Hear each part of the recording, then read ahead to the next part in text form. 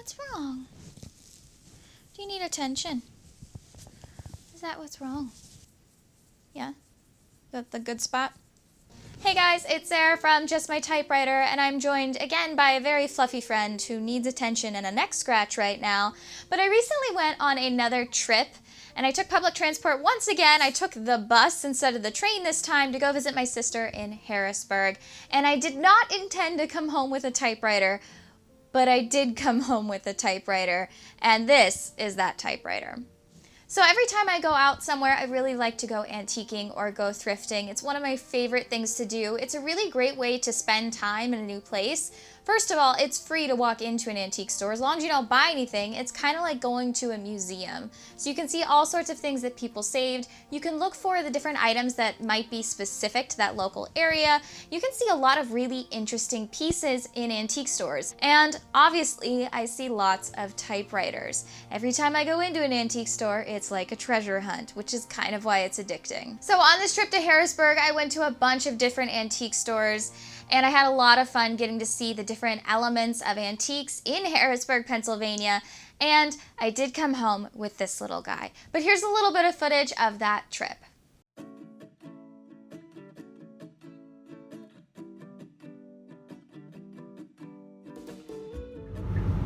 Welcome on board Greyhound. As you settle into your seat,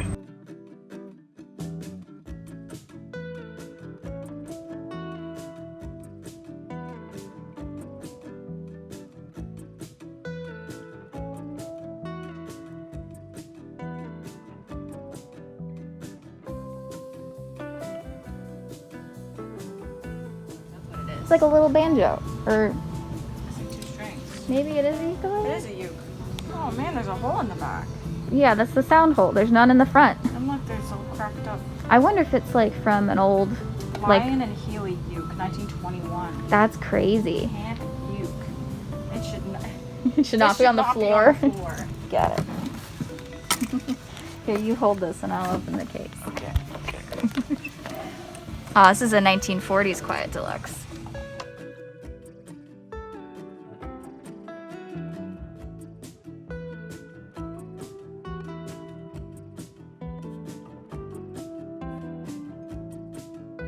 You could like pet it. I would be afraid of it catching on fire. Like Yeah, but then it would be even cooler. because it's on It fire. would just be on flames. Hello, caribou. This is like actual antiques. I like it. This is here, you need that. I do need that. You're right. I don't know what I'd do with it, but I need it. Nothing. You sit it there. You and look you at it. stare at it. Get rid of your TV.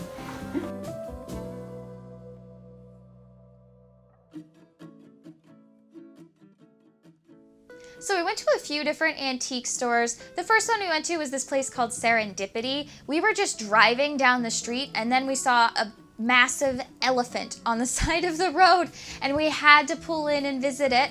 So I got to see this massive elephant in front of the store, and the inside of the store was just as interesting as the outside. They had all kinds of interesting things in there. Then after that we went down the street and ran into another antique store, and inside this store I did see a bunch of typewriters. There were a couple there that I was thinking about, including this Underwood typewriter, which was listed for about $38. We also somehow found my mom's glassware there, so then I became a transport for my mom's glassware. Then we went to Main Street in the town that we were at, and we hit a couple of antique stores and thrift stores. They were all right in a row. We started with this antique mall. There were 3 floors to this antique mall. It was massive, and the first thing I saw in the window was a 1940s Clipper, so I knew we were in a good spot. Then, as we were walking through the store, we noticed there was a back door, and through the back door there was a large flea market. We didn't know it was going to be there, but it was massive and really interesting. I did see a Royal Futura there, but it was $65, so out of my price range. Following that, we did hit a couple of thrift stores. My sister's really into vintage clothing, so we wanted to check out a couple of those thrift stores. And we did walk into this store called Miss Ruth's Time Bomb, mostly vintage clothing, but as we were walking around, I saw out of the corner of my eye the telltale signs of a typewriter case. I knew instantly that it was an Olympia typewriter case. but it was behind this little fenced-in area, so I didn't want to touch it without asking the clerk first. So I went up to the front counter and said, "Hey, can I check out that typewriter that's back there?" And she had no idea what I was talking about. So I brought her back, showed her the inside of this typewriter case. She let me pick it up, and inside was a black Olympia, and most people were telling me that it was an SM4. I did ask the teller how much it was going to be because there was no price tag on it, and she did have to contact the store owner, and that took us a couple minutes to get a hold of them. Finally, they offered me the price of $45, and I decided to pass on this typewriter, and then we went about the rest of our day. Now, in doing this, I did post a couple of pictures from this thrift trip on my Instagram, just.my.typewriter, and instantly I realized I had made a mistake. Everybody was looking at the photos of these typewriters I had seen on my trip and were obsessed with that black Olympia. Apparently, the black color of an Olympia typewriter was a special order you'd have to get made directly in Germany, which I didn't know. And so when I passed on it because it was over my price range. My price limit is $25 per typewriter. And I also had moved the carriage around a little bit, and it just didn't feel super sturdy to me. It probably just needed adjusting, but something about it was just off enough for me to say, I think I'm gonna pass on this one. But once I posted on my Instagram and everybody was commenting about it, I had that gut drop feeling that you know you have when you've made a mistake. So I was feeling really low about missing out on this Olympia typewriter. For that price and for that rarity of a machine, I probably should have gone for it, even though I wasn't nuts about it. But the store was closed on Sunday, and that was the day I was leaving. So about 2 hours before I headed back to the bus station, we did stop at one more antique store, Bedford Street Antiques, and this place was packed. It was amazing. There were 2 floors, all kinds of different vendors there, and lots of really cool stuff. I saw a bunch of typewriters there, including a cute little Sterling on the first floor for about $25. In my price range, but I've recently purchased a Sterling that I like a little bit better, so I decided to pass on that one. Then we did go up the stairs, and as we were walking around the top floor, I did see out of the corner of my eye a black suitcase stacked under some other pieces of wood, hidden in this very crowded area, and I knew instantly that it was a typewriter case, so I dug it out of there. I thought it was going to be an Underwood because of the black case. I have lots of Underwood portables that have been in this case before. I opened it and it was a Remington portable. Really cute looking, almost gothic looking to me when I saw it, but it was listed for $40. So once again, I did decide to pass.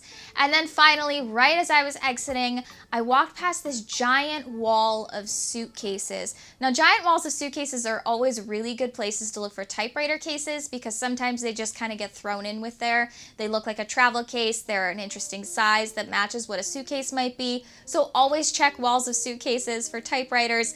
And lo and behold, I found one in this beautiful caramel colored case. It was hiding under another suitcase. I grabbed it. The price tag said $10. It didn't matter what was in that case. I was gonna get it because it was $10 and I hadn't purchased any other typewriters on my trip.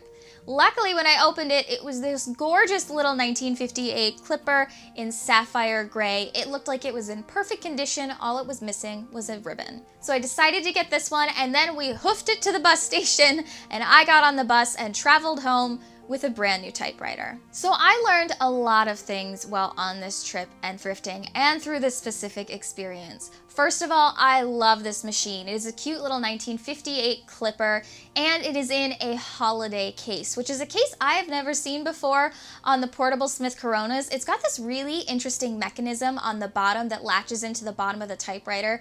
I really like it because I feel like I can visibly see that my typewriter is latched into the case. Sometimes when I'm putting my other Smith Coronas in their cases and they're in those plastic cases, I feel like they rattle around a little bit, so it's nice to be able to visually see that your typewriter is locked into the bottom of that case. It does have one patch of damage on the outside, but overall it's in really good condition. I then did clean up this machine. I used my favorite tool, Simple Green, to clean up the outside just to kind of nicen up the finish and like smooth it out a little bit. There was a couple dirty fingerprints on it, but with a quick Simple Green clean, really easy to do. It was in great condition on the outside, and then of course I added a brand new ribbon, and I really like how this one types. It's a really hefty little typer, just a really solid machine.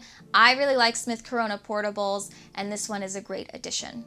So I did learn a valuable lesson on this thrift trip. I did pass on that Olympia, and after I left, the store was closed, and they were closed for the rest of the weekend. So I couldn't go back and change my mind, even after I learned that it was a little bit more rare than some of the other typewriters I had seen that day. I did pass on it mostly for a gut feeling. First of all, I've set a price cap for myself of $25 per typewriter. I've done that for a lot of reasons, most of which is that I don't have room for a lot more typewriters. So by setting that low price cap, I'm making sure I'm only getting machines that I could put affordable repairs into and maybe still make a profit off of at some point later down the line. And it also keeps me from buying every machine I see that's over that price cap, so I don't have a gazillion machines just trying to pile up in my room and take over the rest of my life. I am trying to keep it manageable, as crazy as I seem with the amount that I have right now. But I should have Googled that typewriter when I left the store. And you should probably always Google typewriters when you're out there, especially if you're looking to flip them for any kind of profit. If I had purchased that typewriter at $50, I could have sold it for maybe 3 times, 4 times that cost to a collector because of the rarity of the finish of that typewriter. I personally am just not into black portable typewriters, but a lot of people are, and especially when they're rare like that, that's something I probably should have picked up on, and I felt so stupid leaving that store and then having everybody comment on my Instagram the next day about how rare it was. I felt sick for days because I had felt like I had been a bad collector and I just didn't know as much as I thought I did. I felt really dumb. But in the end, I ended up with a typewriter that I really liked. But that lesson is that I should definitely be Googling typewriters after I see them because I could have walked away with something really cool. Instead, I got something really usable and affordable, which is way more my speed, but I learned my lesson. Oh, is that a good spot? Right there. But that was my little thrift adventure in the city of Harrisburg.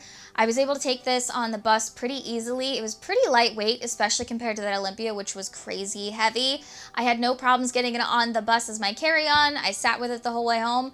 Nobody asked me any questions, even though I was carrying a suspicious suitcase, which is just slightly odd to me, but I was happy to be able to travel home with my typewriter. If you're interested in more typewriter content, I have other videos on this YouTube channel, including a video where I've traveled with a typewriter before. I went to Chicago by train with a portable typewriter, and that was a really fun trip. I just really hate driving, so thank goodness for public transportation. And if you want to see some other typewriters in my collection, including some of the other Smith Corona typewriters in my collection, there are more videos on this YouTube channel. I also have an Instagram at just.my.typewriter. I want to thank you so much for watching today, for joining me on this educational journey, and I want to remind you, you're just my typewriter.